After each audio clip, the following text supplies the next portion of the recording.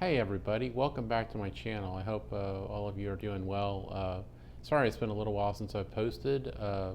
Anyway, I wanted to post another video here. Again, my channel is all about things aging, so it's not a finance channel, not necessarily, the focus is really on like what are things to think about. And the end of the year is a good time to really reflect and to think about lots of planning things. And I'm doing that right now. So I'm kind of thinking about like, I'm rethinking some of my trust, will.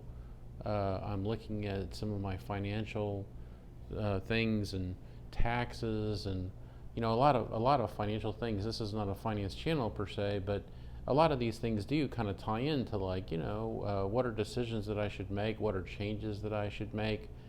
I've talked about on this channel before a little bit trust, right? Like who do you trust? In some cases, I'm trying to rethink like if something were to happen to me, if I was to become incapacitated, who would make those decisions for me? And it's a challenge, right? Especially as a single person, an older single person.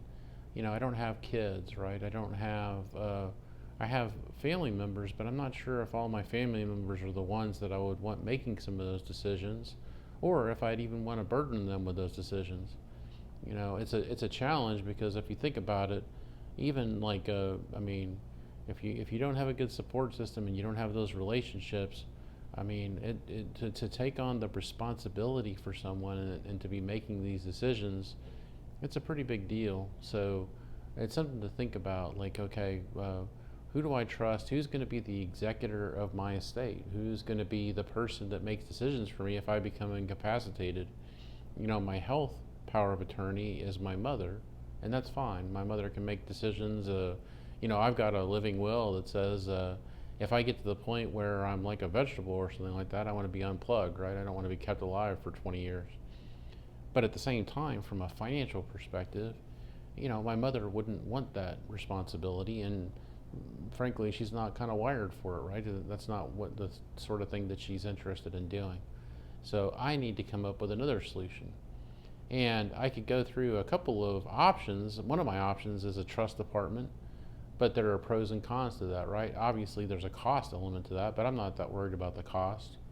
But I am worried about the control and decisions that are going into that. I could have a family member, like maybe one of my nephews, do it, but again, it could be conflicts of interest. Uh, Definitely not friends because I wouldn't want to put that burden on them. Like especially if it came to a point where I was incapacitated or had some kind of memory care issues or something. That's a lot to put on friends, right? So the question is like, what's the answer? And I don't actually have that answer right now. I'm working through it, but I'll keep you posted, and hopefully you all can come along on my journey with me. And then a lot of you might be asking the same question, like, who is going to take care of me? Especially if you're a single person. But even all of you married people out there that think you've got it wired and oh my significant other is going to take care of me.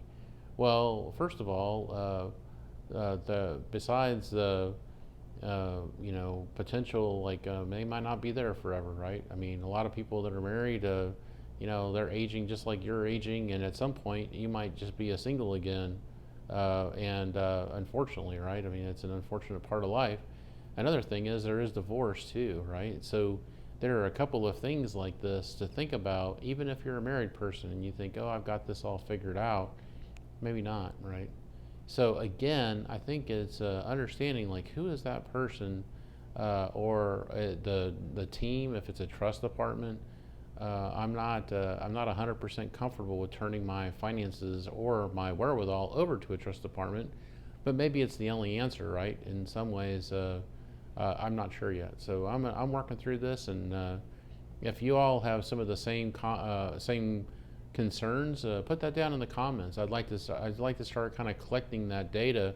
If you have better plans and you know what you're going to do, please let me know. I'm interested in your comments as well for that. Right? If you have ideas or, the one thing I don't think any of us want to do is become like a ward of the state or have the government like looking out for us because I don't know. I don't think the government's very efficient, and the best of times I think we want to make sure that we're squaring ourselves away and that we've got the right solutions and right idea of, like, what are our wishes and how do those get executed in terms of, like, trusts, wills, whatever legal protections we can put in place for ourselves to ensure that we're squared away.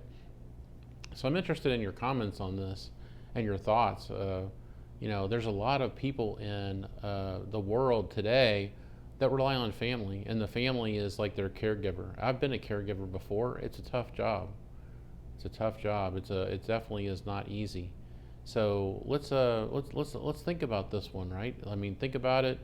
I one thing in my life, I don't want to be a burden on anybody, and that is true. So, and I've seen the damage of dementia and other things like that, and what that can do to families, and to, frankly, to just to people that were very capable, always taking care of themselves, and then suddenly they're not.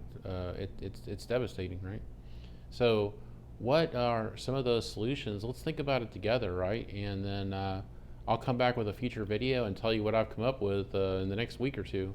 And I hope you're all doing well. I'll talk to you later, and have a great holiday. Thanks.